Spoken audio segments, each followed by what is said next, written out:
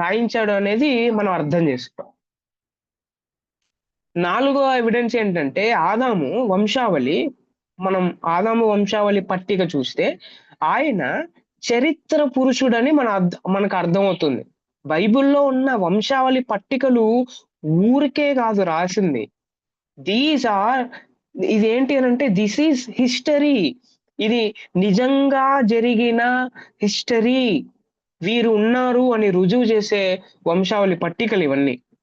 ఐదో ఎవిడెన్సెస్ ఏంటి అనంటే ఆదాము మరణం కూడా వ్రాయబడింది. ఆదాము ఎలా వచ్చాడో రాయబడింది. ఆదాము ఎవరికి జన్మనిచ్చాడో రాయబడింది. ఆదాము ఎలా మరణించాడో, మరణముందాడు, ఎన్ని సంవత్సరాలు, అది కూడా రాయబడింది. ఆరో ఎవిడెన్స్ ఏంటి అనంటే కొత్త నిబంధన గ్రంథకర్తలు ఆదాము చరిత్ర పురుషుడని నిర్ధారించుచున్నారు అనేది మనం అర్థం చేసుకోవాలి. ఆదాము ఎప్పుడో ఉన్నాడు అనేది ఒకవేళ అనుకుంటే, లూకా గారు మనందరికి తెలుసు క్రీస్తు శకంలో అపోస్తల కార్యం లేకపోతే లూకా సువార్త రాశాడు. సో ఆయన ఈజ్ అన్ హిస్టారియన్. లూకా గారు ఎవరు అంటే డాక్టర్ మాత్రమే కాదు, ఆయన హిస్టారియన్ కూడా, రెండు. ఓకే.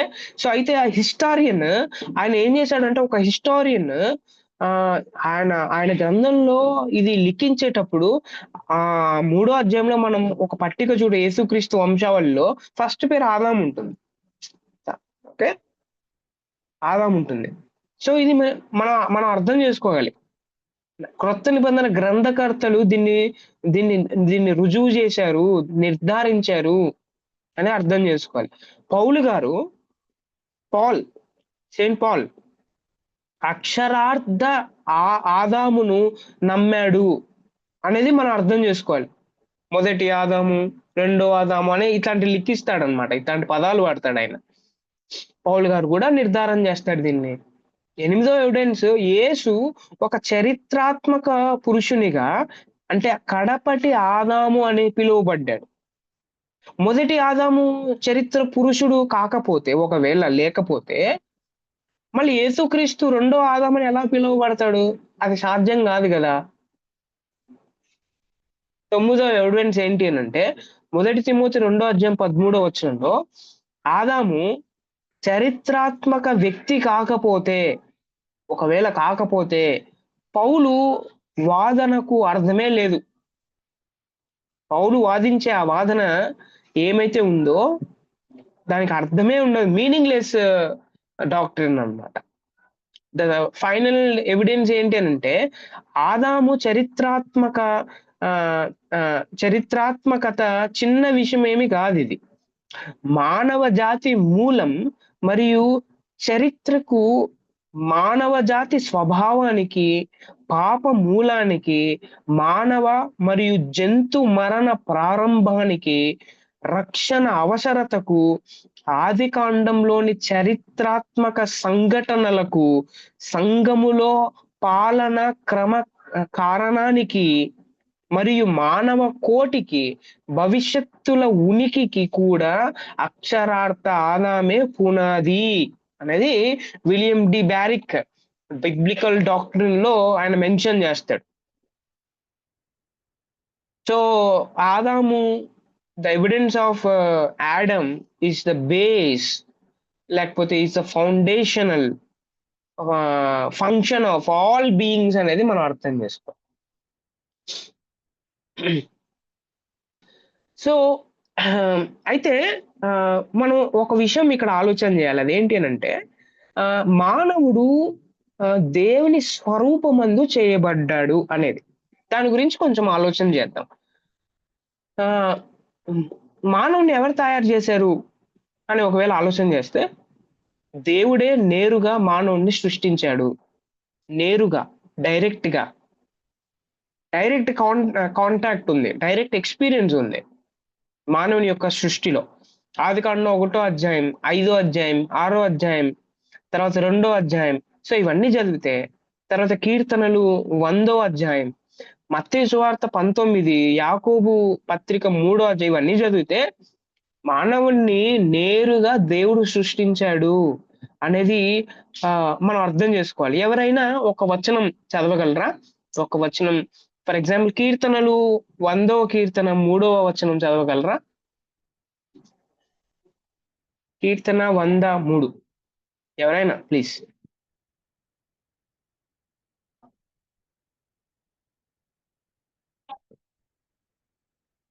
సో ఎవరైనా ఉన్నారా?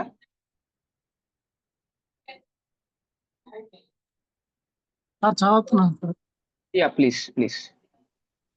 యెహోవాయే దేవుడని తెలుసుకొనిడి, ఆయనే మనలను పుట్టించెను, మనము ఆ, ఆయన వారము, మనం ఆయన వారం, మనము ఆయన ప్రజలము, ఆయనే ఆ, ఆయన మేపడి ఆయనే గొర్రెలం. ఆయన. సో మనల్ని పుట్టించింది ఎవరంటే దేవుడు. ఇది 100వ కీర్తన 3వ వచనం మనందరికి చెప్పింది. ఇంకొక వచనం కూడా చదువుతాం. అదేంటి అనంటే ఆదికాండం మనం ఎప్పుడు చదువుతూనే ఉంటాం. డైరెక్ట్ కాంటాక్ట్ ఉంటాయి దాంట్లో. సో యాకోబు పత్రిక 3వ అధ్యాయం 9వ వచనం ఎవరైనా చదువుతారా ప్లీజ్? యాకోబు 3:9.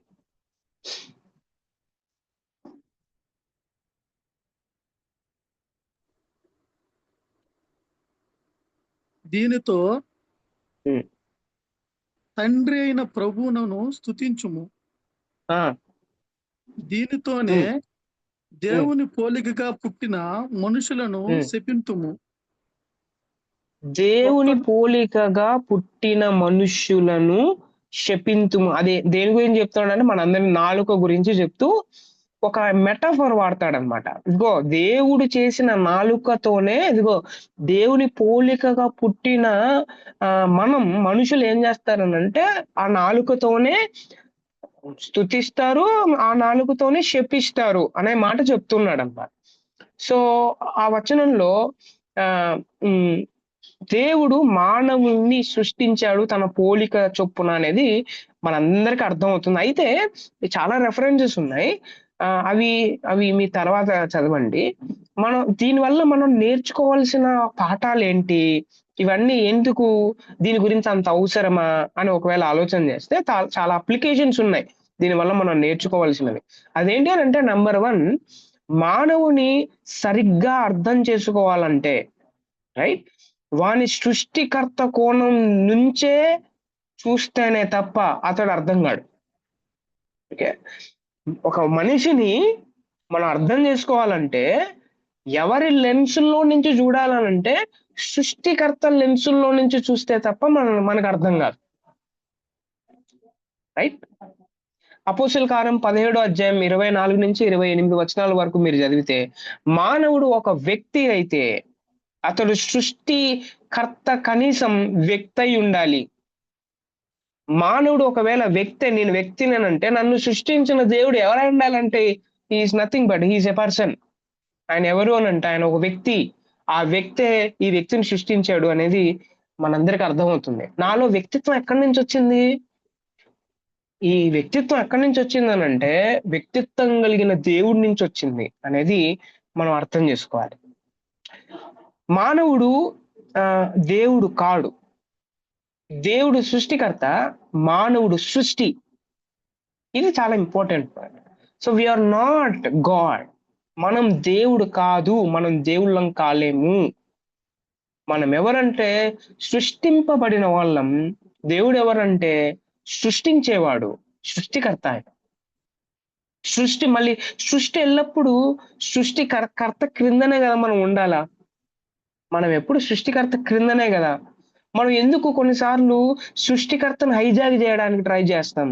సృష్టికర్తకు మించిన జ్ఞానం కావాలి నాకు, ఇట్లాంటివన్నీ ఆలోచన. అందుకే మనం ఫెయిల్యూర్ కావడానికి కారణం ఏంటి అనంటే we are not under the umbrella of the creator. మనం సృష్టికర్త క్రిందకి లేకోకుండా మనం ఆయనకు మించిన జ్ఞానం నాకు కావాలని ఎక్కడెక్కడో తిరుగుతా ఉన్నాం. అందుకే వీఆర్ ఫేసింగ్ ఫెయిల్యూర్స్ అనేది మనం అర్థం చేసుకోవాలి.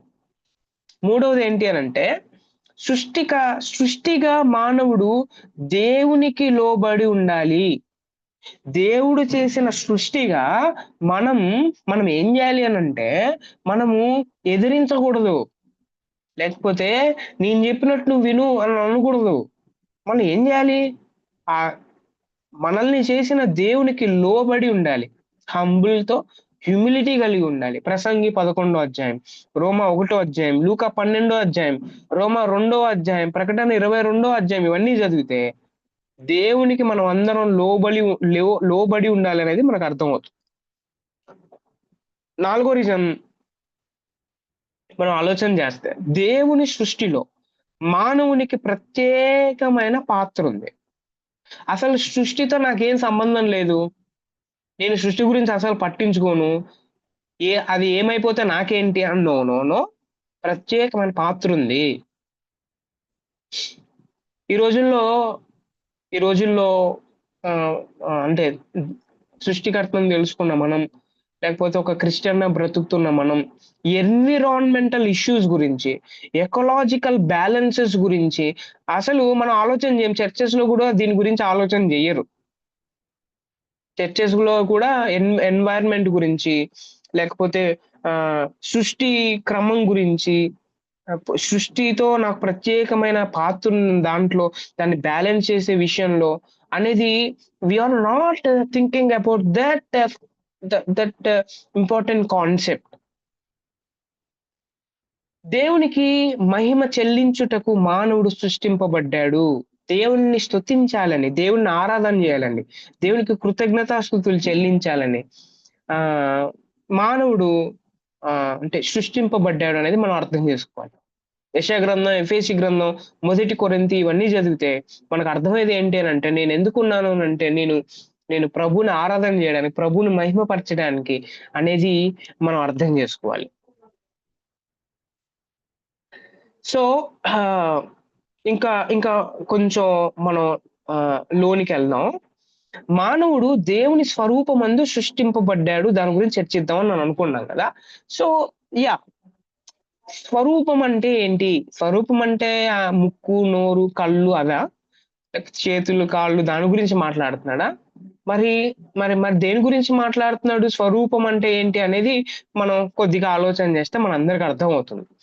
సో ఆదికాండం 1 అధ్యాయం 26 వచనం, 27 వచనం, 5 అధ్యాయం మొదటి 2 వచనాలు, 9 అధ్యాయం 6 వచనం, మొదటి కొరింథీ 11 అధ్యాయం 7 వచనం, యాకోబు పత్రిక 3 అధ్యాయం 9 వచనం.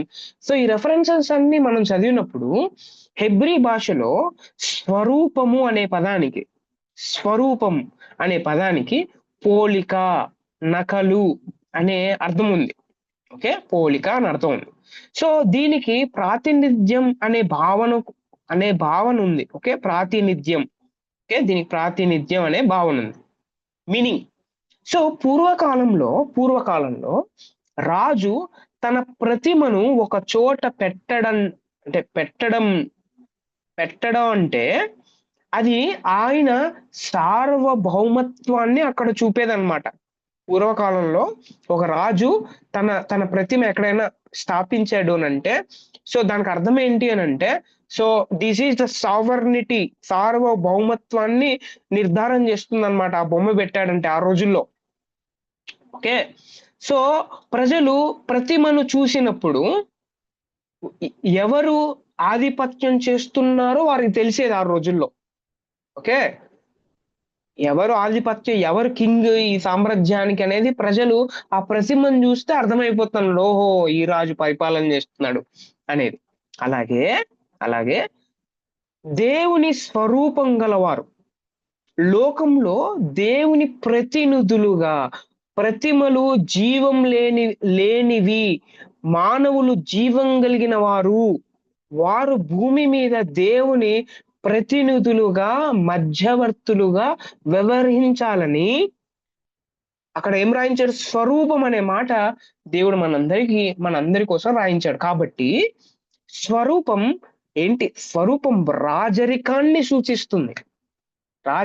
సూచిస్తుంది. అండ్ ఇఫ్ డైరెక్ట్ గా మనం చెప్పాలంటే, దేవుడు తన స్వరూపంలో నన్ను భూమి మీద ఆయన సృష్టించి ఇక్కడ పెట్టాడు అని అంటే, నన్ను చూస్తే ఎవరు అర్థం కావాలి అని అంటే, నన్ను చూస్తే దేవుడు అంటే ఎవరో అర్థం కావాలి మనుషులకి. This is the actual meaning. దేవుడు మహారాజు, ఆ దేవుడే మానవులను సామంతరాజులుగాను తన పక్షాన సృష్టిపై ఉప అధిపతులుగాను మధ్యవర్తులుగాను ఉండుటకు ఏర్పరచుకున్నాడు అనేది మనం అర్థం చేసుకోవాలి. దాని తర్వాతే కదా తన స్వరూపమందు తన పోలికల చొప్పున ఆయన ఆయన మానవుణ్ణి చేశాడు అనే మాట తర్వాతే మీరు ఫలించి అభివృద్ధి పొంది భూమిని నిండించి ఆధిపత్యం చేయండి ఇట్లాంటి దాని తర్వాత వచ్చిన ఆజ్ఞలు ఫస్ట్ చేశాడు. దాని తర్వాత ఇదిగో మీ భూమి మీద నా స్వరూపంలో నా పోలిక చొప్పున నేను చేస్తున్నాను. ఇది ఎందుకు అనంటే ఇదిగో ఇది ఎందుకనంటే నా తరపున భూమిని ఆధిపత్యంలో మీరు తీసుకోవాలి అని చెప్పడానికి. పోలిక అనే మాటకు రూపము లేదా మాదిరి అని అర్థం వస్తుంది. ఒరిజినల్ గా దాన్ని మాదిరి అంటే ఒరిజినల్ గా చెప్పాలంటే మాదిరి అనే పదం కరెక్ట్ అన్నమాట. అది 1వ అధ్యాయం ఆదికాండం 26వ వచనం ప్రకారం మానవుడు దేవుని మాదిరి చొప్పున ఉన్నాడు. మానవుడు దేవుని కుమారుడు. ఆదికాండం 5వ అధ్యాయం 3వ వచనం దీనిని బలపరుస్తుంది. మొత్తానికి స్వరూపము పోలిక అనగా మానవుడు దేవుని కుమారునిగా దేవుని ప్రతినిధిగా కార్యం జరిగించేవాడు అని అర్థం. We are the children of God and మనం ఎవరు అంటే దేవుని ప్రతినిధులం. ఎక్కడ? భూమి మీద. ఎవరిని చూపిస్తున్నాం? దేవుణ్ణి పరిచయం చేయడానికి ఇక్కడ ఉన్నాం మనం. ఇది మనం అర్థం చేసుకోవాల్సిన విషయాలు అనేది మనం అర్థం చేసుకోవాలి. గమనించిన విషయాలు అంటే చాలా ఇంపార్టెంట్ విషయాలు గమనించవలసినవి ఏంటి అని అంటే స్త్రీ పురుషులు వీరిరువురు స్త్రీ పురుషులు ఓకే ఎవరైతే ఉన్నారో వీరిద్దరూ లేకపోతే మనుషులందరూ దేవుని స్వరూపమందు సృష్టింపబడ్డారు అనేది మనం అర్థం చేసుకోవాలి. పురుషులు మాత్రమే కాదు, స్త్రీ కూడా దేవుని స్వరూపంలో చేయబడింది.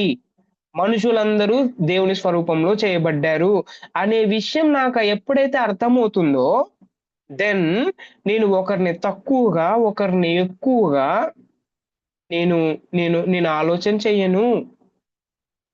స్త్రీని తక్కువగా చూడను, పురుషుడే ఎక్కువ నన్ను లేకపోతే తక్కువ క్యాస్ట్ ఎక్కువ క్యాస్ట్ అనే మాటలు నేను సంఘంలోకి తీసుకొని రాను.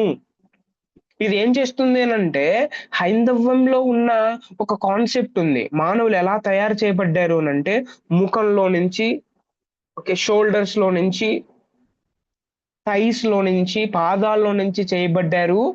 ఒక్కొక్కరికి ఒక్కొక్క స్థానం ఉంది అనే ఆ వాదన ఏమైతే ఉందో దాన్ని తప్పు అని అంటుంది బైబిల్.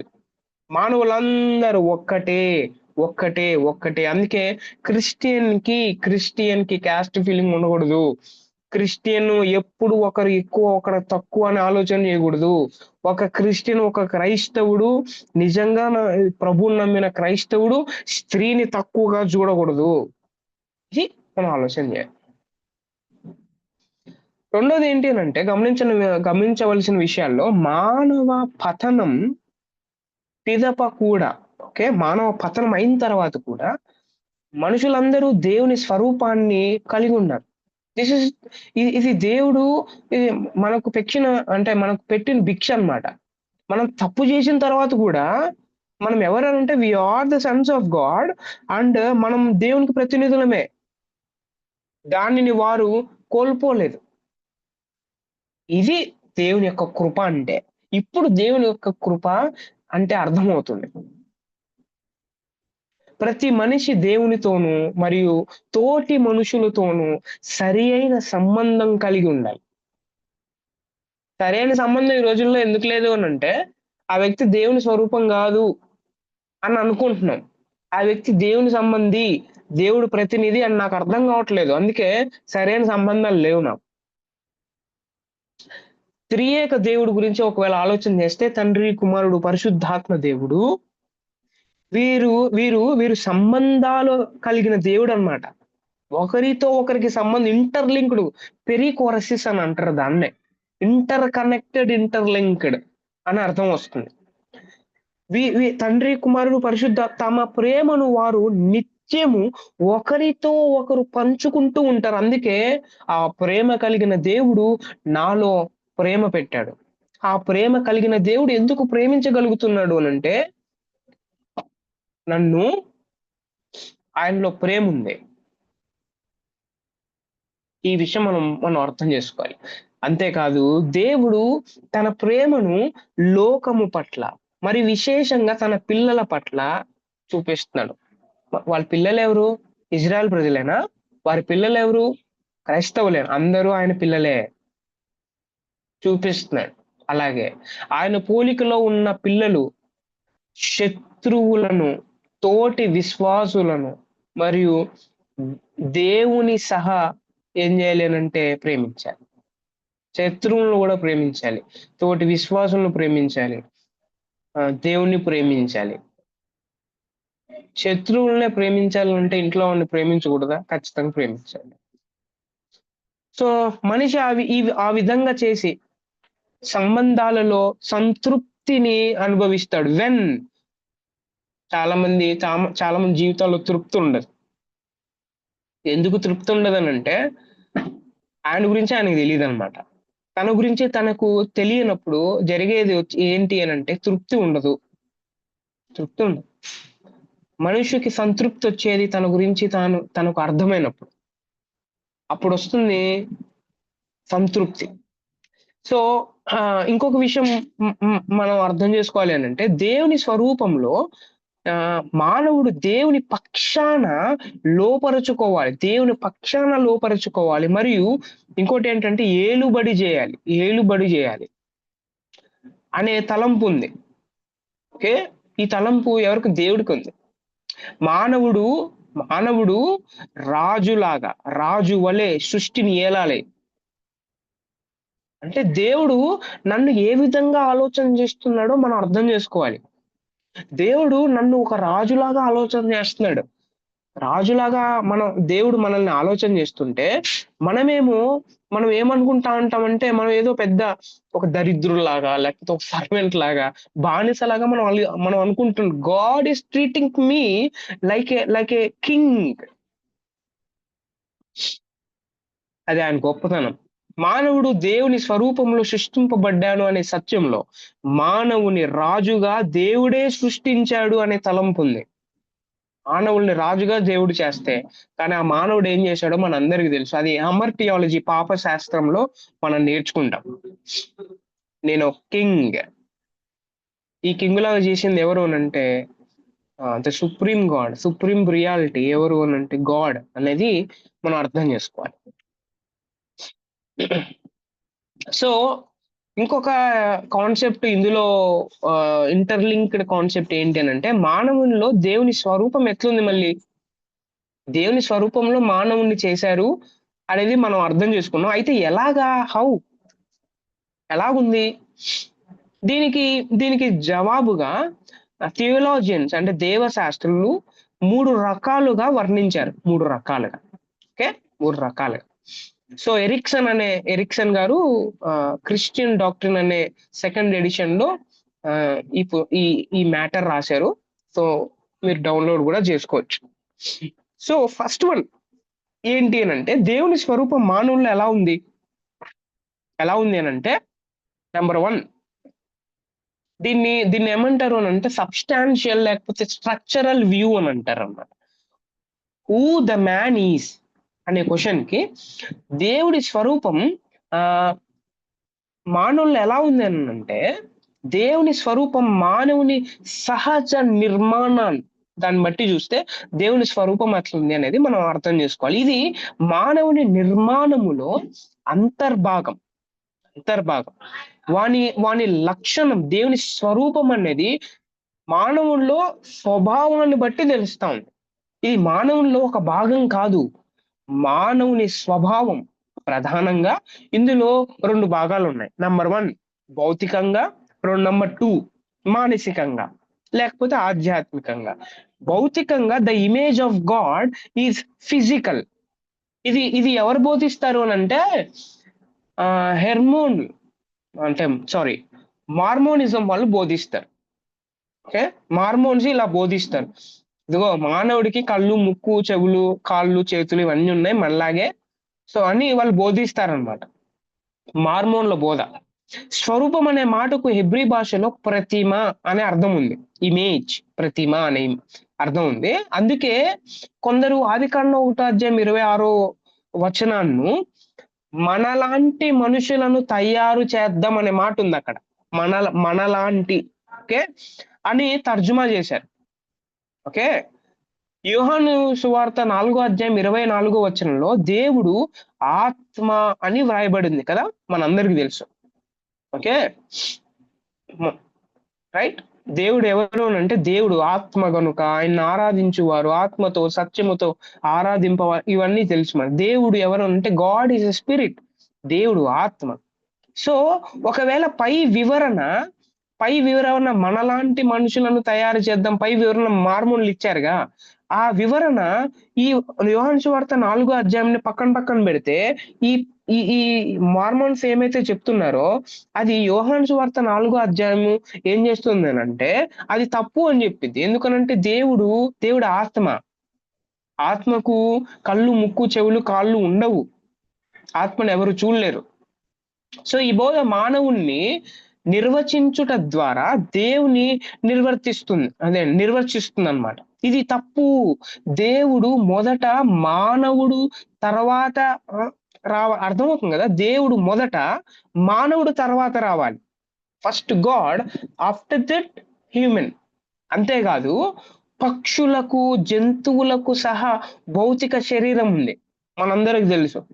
పక్షులకు, జంతువులకు కూడా భౌతిక శరీరం ఉంది, వాటిని కూడా దేవుడే చేశాడు. సో అయినా అవి దేవుని స్వరూపంలో ఉన్నాయని ఎక్కడా లేదు కదా. ఇది మార్మోనిజం వాళ్ళు చెప్పే ఒక బోధ, రైట్. రెండోది ఏంటంటే the image of God is psychological and spiritual అని చెప్పే వాళ్ళు ఉన్నారు. సో ఇదేంటంటే మానసికం లేదా ఆధ్యాత్మికం అని చెప్పేవాళ్ళు. ఇక్కడ మానవుని హేతువుకు పెద్దపీట వేస్తారు. సో సో మానవుడు తర్కించగలడు, ఊహించగలడు. అలా పక్షులు, జంతువులు చేయలేవు. ఓకే, అందుకే జీవశాస్త్రములో మానవుణ్ణి హోమోసేపియన్స్ అని అంటారు, లేకపోతే ఆలోచించగల వ్యక్తులు అని అంటారు అనమాట. జీవశాస్త్రంలో మనుషుల గురించి చెప్పేటప్పుడు హోమోసేపియన్స్ అని అంటే ఆలోచించే వ్యక్తులు అని అంటే. సో దేవుడు సర్వజ్ఞాని మాత్రమే కాదు కదా, ఆయనకు అనేక ఇతర లక్షణాలు ఉన్నాయి. వాటిని పై వివరణ చూపలేదు, మనందరికి తెలుసు. అయితే లేఖనాలు దేవుని స్వరూపమును ఖచ్చితమైన రీతిలో వర్ణించలే. ఎందుకు వర్ణించలేదంటే even words cannot define about God. We can't define about God. ఎందుకనంటే లాంగ్వేజ్ లిమిట్స్ ఉన్నాయి. మానవుడు పరిమితమైన వాడు. ఈ పరిమితమైన వాడు అపరిమితమైన వాడు గురించి ఎలాగా వర్ణించగలడు? No, he can't. అందుకే బైబుల్ మనందరి కోసం దేవుడు ఒక బేబీ టాక్ లాగా మాట్లాడు. చిన్న పిల్లలతో పెద్ద వ్యక్తి అయిన మనం మాట్లాడేటప్పుడు భాష మారుతుంది, మన వ్యక్తిత్వం మారుతుంది, మన ముఖ కవలికలు మారుతాయి, ఇవన్నీ మారుతాయి. ఎందుకనంటే ఆ చిన్నపిల్లోడికి మనం పెద్ద పెద్ద లాంగ్వేజ్ యూజ్ చేస్తే అర్థం కాదనమాట. So if God want to talk with humans, he will do means ఆయన తన స్థాయిని తగ్గించుకొని మానవునికి అర్థమయ్యే విధంగా మాట్లాడతాడు. అందుకే బేబీ టాక్ అనే మాట నేను యూజ్ చేశాను. ఈవెన్ బైబుల్లో ఉన్న ఈ వచనాలు ఏమైతే దేవుడి గురించి చెప్తున్నాయో, these are all baby talk about God. ఇవి కూడా దేవుడి గురించి వర్ణించలేవు అనేది మనం అర్థం చేసుకోవాలి. అందుకే యోహాను సువార్త చివరి అధ్యాయంలో ఏం రాస్తాడు అని అంటే, ఇంకా చాలా విషయాలు ఉన్నాయి ఆయన గురించి రాయాలంటే, ఇవన్నీ రాస్తే భూమి కూడా సరిపోదు అని ఆయన రాస్తాడు. ఏవి సరిపోవు ఆయన గురించి వర్ణించాలంటే. దీన్ని అంటే దీన్ని వెంబడిస్తే ఎక్కువ తెలివితేటలు ఉన్న వారికి దేవుని స్వరూపం ఎక్కువగా ఉందని, తక్కువ తెలివితేటలు ఉన్న వారికి తక్కువ దేవుని స్వరూపం ఉంటుందని చెప్పవలసి వస్తుంది కదా! ఒకవేళ అలా మనం చెప్పగలిగితే. అది అది అంటే వాక్యానుసారం కాదది. అందుచేత ఈ దృక్పథములో హేతువు, జ్ఞాపకము, చిత్తము లేదా నైతిక సామర్థ్యము ఉన్నాయని మిగతా విషయాలను కూడా హేతువుకు జతపరచాలి. ఇది తెలివికి సంబంధించిన విషయం కాదు ఇది. ఇది ట్రూత్‌కి సంబంధించింది. ఇది చిత్తానికి సంబంధించింది. ఇది నైతిక సామర్థ్యానికి సంబంధించింది అనేది మనం అర్థం జేసుకోవాలి. లేకపోతే మనం ఆ ఇమేజ్ ఆఫ్ గాడ్ అనే విషయాన్ని మనం అర్థం జేసుకోలేం. రెండోది ఫస్ట్ ఇది స్వభావం అని జెప్పాను. రెండోది ఇమేజ్ ఆఫ్ గాడ్ గురించి అర్థం జేసుకోవాలంటే దేవుని స్వరూపం సంబంధాలతో కూడింది అనేది మనం అర్థం జేసుకోవాలి. సంబంధం. ప్రత్యేకంగా దీనిని నియో ఆర్థోడాక్స్ వాళ్ళు దైవశాస్త్రులైన క్లాడ్ బర్ట్ మరియు ఎమిల్ బ్రూనర్ గారు వాళ్ళు ఏం చేశారంటే దీన్ని ప్రతిపాదించారు ఈ విషయాన్ని. సో దీని ప్రకారం వాళ్ళు ఏం చెప్తారంటే సృష్టి అంతటిలో కేవలం మానవులు మాత్రమే దేవుణ్ణి ఎరిగి దేవునిలో అర్థవంతమైన సంబంధాలు కలిగి ఉంటారు అని వీరు చెప్తారు. సో పాత నిబంధనలోని 10 ఆజ్ఞలు, కొత్త నిబంధనలోని 2 ప్రధాన ఆజ్ఞలు మానవుడు దేవుడితోనూ మరియు తోటి మానవులతోనూ సరియైన సంబంధాన్ని కలిగి ఉండాలని బోధిస్తాయి. మనందరికి తెలుసది. అయితే దీనికి ఉన్న సమస్యలున్నాయి. 2 సమస్యలున్నాయి. నంబర్ 1 ఆదికాండం 9:6, యాకోబు 3:9 ప్రకారం తిరిగి జన్మించని వారికి కూడా దేవుని స్వరూపం ఉంది గదా! ఓకే. తిరిగి జన్మించడం అంటే ప్రభువుని అంగీకరించిన వాళ్ళకి కూడా దేవుని స్వరూపం ఉంది గదా! ఆయనను దేవునితో తోటి మనుషులతోనూ వారికి సరియైన సంబంధం లేదు నిజంగా. ఒకవేళ తిరిగి జన్మించకపోతే, ప్రభువుని అంగీకరించకపోతే వారికి దేవుడితో, మనుషులతో సరైన సంబంధం లేదు గదా! అనే క్వెషన్ వస్తుంది.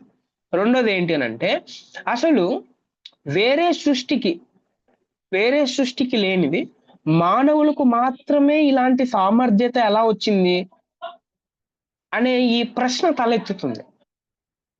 వారి స్వభావమే అలాంటి సంబంధాలను కలుగజేస్తుంది అనేది ఇది నమ్మడం చాలా అవసరం అనేది రెండవ రీజన్. ఈ సంబంధం గురించి clock birth and Emil Bruner వీరు ప్రతిపాదించేది. ఓకే. మూడోది ఏంటి అనంటే ద ఇమేజ్ ఆఫ్ గాడ్ దేవుని స్వరూపం పరిపాలనకు సంబంధించిందని చెప్పే వాళ్ళు ఉన్నారు. ఫస్ట్‌దేమో స్వభావానికి సంబంధించింది అని ప్రతిపాదించే వాళ్ళు ఉన్నారు. తర్వాత రెండోది మనం చెప్పుకున్న సంబంధాలకి సంబంధించిందని చెప్పే వాళ్ళు ఉన్నారు. మూడోది పరిపాలనకు రూలింగ్‌కి సంబంధించింది అని చెప్పే వాళ్ళు ఉన్నారు. ఇది మానవులు ఏమి చేస్తారు అనే దాని మీద ఆధారపడుతుందన్నమాట. వారు ఏం చేయగలరు? మనం ఆదికాండం 1వ అధ్యాయం 26వ వచనం నుంచి మనం చూస్తే లోపరచుకొనుట, ఏలుట అనే 2 పదాలు అక్కడ ఉన్నాయి. అంటే దేవుడు చెప్తాడు. ఆ పని చెయ్యడమే దేవుని స్వరూపంలో అంటారు వీళ్ళు. ఎవరైతే దేవుని స్వరూపం పరిపాలన అని అంటారు. ఓకే. సో మానవులు పాలకులు లేదా రాజులు వారు భూలోక పాలన చేయడమే దైవ స్వరూపం అని చెప్తారు. దేవుడు సార్వభౌమ పాలకుడు, మానవులు సామంత పాలకులు. దీనిలో ఉన్న సమస్యలేంటి? ఒకవేళ అలా అనుకుంటే దీంట్లో కూడా 2 సమస్యలు ఉంటాయి. మళ్ళీ ఆ 2 సమస్యలేంటి? నంబర్ 1 2 లిమిటేషన్స్ అని అనొచ్చు. దేవుడు మానవులను తన స్వరూపమందు చేసి ఆ తర్వాత వారికి పాలన పగ్గాలు ఇచ్చాడు. మనందరికి తెలుసు. పాలించమని చెప్పాడు. కాబట్టి వారి పాలనే దేవుని స్వరూపం అని ఎలా చెప్పగలం? వారు ఏం చేశారు? వాళ్ళ పాలన ఏంటి? వాళ్ళ పాలన సరిగ్గుందా? వాళ్ళ పాలన సరిగ్గా ఉంటే సాతాను ఎందుకు ఏదైనా తోటలోకి వస్తాడు? వాళ్ళ పాలన సరిగ్గా ఉంటే వారు దేవునికి ఎందుకు విరుద్ధంగా ప్రవర్తిస్తాడు, అబద్ధం ఎందుకు చెప్తారు, ఇట్లాంటి క్వశ్చన్లన్నీ వస్తాయి. కాబట్టి దేవుని స్వరూపం పాలించే సామర్థ్యం కాకోకుండా మరొకటి ఏమై ఉండాల. ఓకే. రెండోది లిమిటేషన్ అంటే మొదట మానవుని నిర్మాణం, తర్వాత మానవుని పని రావాలి కదా. నిర్మాణం తర్వాత మానవుని పని రావాలి. This the second limitation. అయితే దేవుని స్వరూప సారాంశం గురించి ఒకవేళ మనం ఆలోచన చేస్తే, మనుషులందరూ దేవుని స్వరూపంలో సృష్టింపబడ్డారు. మానవ పాపము మరియు పతనం తర్వాత దేవుని స్వరూపం పోలేదు. మానవత్వాన్ని, దేవుని స్వరూపాన్ని విడదీయలేం. మానవత్వాన్ని, దేవుని స్వరూపాన్ని వి కాంట్ డిఫరెన్షియేట్. కొందరిలో ఎక్కువ, మరికొందరిలో తక్కువ దేవుని స్వరూపం లేదు. ఇది దేవుని తెలివితేటల పైన ఆధారపడినది కాదు. ఇంకోటి, నాలుగోది, దేవునికి దేవుడు పని ఇవ్వకపోతే, మానవునికి దేవుడు పని ఇవ్వకపోతే వానిని తన స్వరూపమందు ఇవ్వక ముందే వానిని తన స్వరూపమందు చేశాడు. పనికి దేవుని స్వరూపానికి లింక్ లేదు అనే విషయం మనం అర్థం చేసుకోవాలి. ఐదోది, ప్రధానంగా దేవుని స్వరూపము మానవుని నిర్మాణంలో అంతర్భాగమైన స్వభావానికి సంబంధించింది అనేది మనం అర్థం చేసుకోవాలి. దేవుని స్వరూపం కలిగిన మానవుడు దేవుని లోకానికి, అంటే దేవుడు చేసిన ఈ సృష్టికి సామంతరాజుగా ఉన్నాడు అనేది మనం అర్థం చేసుకోవాలి. ఇంకొకటి, దేవుని స్వరూపం వ్యక్తిత్వపు శక్తులు, వాటి ద్వారా మానవుడు దేవునితోనూ మానవులతోనూ ఆలోచన పూరితంగా మరియు స్వేచ్ఛగా సంబంధాలు, అంటే రిలేషన్షిప్ ని కలిగి ఉండగలడు మనం అర్థం చేసుకోవాలి. It is all about what means it relationship. దేవుడు తన సృష్టిని ఒక ఉద్దేశంతో చేశాడు. మానవుడు దేవుణ్ణి ఎరిగి ప్రేమించి విధేయత చూపాలి. అలా చేసినప్పుడే మానవుడు తన జీవిత ఉద్దేశాన్ని నెరవేర్చిన వాడు అవుతాడు. దీన్ని బట్టి మానవుని యొక్క ఉద్దేశం ఏమైంది? మానవుని యొక్క ఉద్దేశం సృష్టిని చేసిన సృష్టికర్తను ఎరగడం, ఆయన్ను ప్రేమించడం, ఆయనకు విధేయత చూపడం మానవుని యొక్క జీవిత ఉద్దేశమై ఉంది అనేది మనం అర్థం చేసుకోవాలి. రైట్. చివరిగా ఈ చిన్న పాయింట్స్ మనం చూసేసి ముగించుకుందాం. అదేంటి అని అంటే, యేసులో దేవుని స్వరూపం యొక్క పరిపూర్ణత మనం చూడగలం. యేసు ప్రభులో దేవుని యొక్క స్వరూపం, పరిపూర్ణత, the fulfilment of God can be seen only in Christ. Yesu ప్రభువులో మాత్రమే చూడగలం. ఎందుకనంటే ఆ పరిపూర్ణమైన మానవుడు, పరిపూర్ణమైన దేవుడు ఆయన. సో నెంబర్ 1 ఏంటనంటే, యేసు తండ్రితో పరిపూర్ణ సహవాసం కలిగి ఉన్నాడు, మనందరికీ తెలుసు. రెండోది, యేసు తండ్రికి పరిపూర్ణంగా లోబడ్డాడు. యేసు మానవులను తీవ్రంగా ప్రేమించాడు. ఓకే. మనం ఇప్పుడు చెప్పాను, అల్టిమేట్ ఉద్దేశం ఏంటి అని అంటే, దేవుణ్ణి ఎరగటం, దేవుణ్ణి ప్రేమించడం, ఆయనకు లోబడ్డం. అది మనిషి యొక్క ఉద్దేశం. ఈ మనిషి ఉద్దేశం మానవుడు మర్చిపోయాడు, చేయట్లేదు, దేవుని నుంచి దూరం అయిపోయాడు, దేవుని ప్రేమించట్లేదు, ఆయనకు లోబడుకోకుండా పాపం చేస్తున్నాడు. అయితే దేవుడు మానవుడిగా ఈ లోకానికి వచ్చిన తర్వాత ఆయన చేసిన పని ఏంటి అంటే, మానవుని యొక్క ఉద్దేశం ఏంటి అని ఆయన జీవితం ద్వారా ఆయన నెరవేర్చాడు. యేసు ప్రభువుని చూస్తే మన అందరికి అర్థమయ్యేది ఏంటి అని అంటే, అసలు నేను ఎట్లుండాలో యేసు ప్రభువుని చూస్తే నాకు అర్థమవుతుంది. చాలా మంది అంటారు ఏంటి అని అంటే, యేసు ప్రభువు దేవుడు కదా, ఒకవేళ దేవుడై ఉంటే ఎందుకు లోబడాలి, ఎందుకు ప్రార్థన చేయాలి అని చాలా మంది ఇట్లాంటి వాళ్ళు ప్రశ్నించే వాళ్ళు ఉన్నారు. యేసు ప్రభు దేవుడు ఆయన మానవునిగా ఈ లోకానికి వచ్చిన తర్వాత మానవులు మర్చిపోయిన, మానవులు చెయ్యలేని పరిస్థితులు ఏమైతే ఉన్నాయో అవి చేసి చూపించాడు. ఇలా ఉండాలి మీరు, నన్ను చూసి నేర్చుకోండి.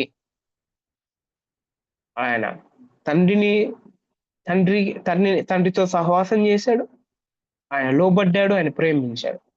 ఇవన్నీ దీన్ని ఫుల్ఫిల్మెంట్ అని అంటారు. మనం నేర్చుకోవాల్సిన పాఠాలేంటి ఈ అధ్యయనంలో? 7 ఉన్నాయి. 1, మన దేశంలో మన కుల వ్యవస్థ మనందరికి తెలుసు. కుల వ్యవస్థ వాక్య విరుద్ధం ఇది. బైబిల్ దీన్ని ఒప్పుకోదు. మానవులుగా మనుషులందరూ మనం ఏం చేయాలంటే మనుషులందరూ సమానం. All are equal. మనుషులందరూ సమానం. మనుషులందరూ సమానం. ప్రభువుని ఎరిగిన తర్వాత కూడా, యేసు ప్రభుని నమ్మిన తర్వాత కూడా నేను క్యాస్ట్‌కి ఎక్కువ వాల్యూ ఇస్తున్నానంటే ఐఎమ్ నాట్ ఏ క్రిస్టియన్. నేను నేను నేను నేను బైబిల్ చెప్పేది నేను వినట్లేదు అసలుకి. బైబిల్ నాకు అవసరం లేదు అని అంటున్నాను నేను. రెండోది, మనుషులందరినీ మనం సన్మానించాలి. మనుషులందరినీ సన్మానించాలి. మూడోది, మనుషులను హత్య చేయడం ఘోరమైన పాపం. ఎందుకనంటే ఆ వ్యక్తి కూడా ఏ రూపంలో చేపట్టాడు? దేవుని స్వరూపంలో చేపట్టాడు అని బైబిల్ చెప్తా ఉంటే, ఆ వ్యక్తిని చంపేస్తా ఉంటే ఎలాగా? దానికి మరణ దండన సరి. Okay.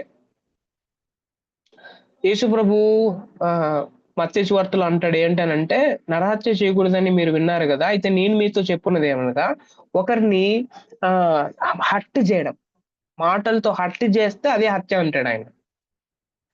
Okay. So human relationships గురించి యేసు ప్రభు భలే మాట్లాడతాడు. Human relationships. సో 4వది ఏంటంటే మనుషుల్ని శపించకూడదు. అది ఇంట్లో వాళ్ళైనా, పక్కన వాళ్ళైనా, ఎవరినైనా సరే మనం శపించకూడదు. 5వది, మనం దేవునికి చెందినవారం. మనం ఎవరైనా దేవునికి చెందినవారం కాబట్టి దేవుని ఎడల మనందరికి కలిగి ఉండాల్సింది ఏంటంటే సమర్పణ, భక్తి, ప్రేమ, పరిచర్య, నమ్మకత్వం. ఇవన్నీ మనం మనం మన సృష్టికర్తకు చూపాలి. 6వది, యేసు ప్రభువుని పోలి నడుచుకోవాలి. ఎఫెసీయులకు రాసిన పత్రిక 4వ అధ్యాయం 15వ వచనం చదివితే, యేసు ప్రభువుని పోలి నడుచుకోండి అని అంటాడు పౌలు గారు. ఎందుకు పోలి నడుచుకోవాలి? ఆయన ఏం చేశాడు అని అంటే, అసలు మానవులు ఏం తప్పిపోయారు, ఎక్కడ తప్పిపోయారు అనేది దేవుడు ఈ లోకానికి వచ్చిన తర్వాత ఆయన జీవితంలో ఏం చేయాలా అనేది ఆయన చూస్తే అర్థమవుతుంది. మనం అందరం ఎక్కడ కోల్పోయాము అని అంటే, ఆయన సహవాసం కోల్పోయాం, ఆయనకు లోపడ్డం కోల్పోయాం, ఆయన ప్రేమించడం కోల్పోయాం. ఇది యేసు ప్రభు మాత్రమే చేశాడు. అందుకే తండ్రి అయిన దేవుడు చాలా సార్లు గాస్పల్స్ లో ఈయన నా ప్రియ కుమారుడు ఇట్లాంటి మాటలు వింటాం. ఎందుకనంటే మానవులందరూ ఎప్పుడో తప్పిపోయారు. వీళ్ళు ఎప్పుడు నేను చెప్పింది వినట్లేదు వీళ్ళు. అయితే నేను చెప్పినట్టు వినేవాడు ఒకే ఒక వ్యక్తి, దేవుని కుమారుడు యేసు ప్రభు. So what appreciation.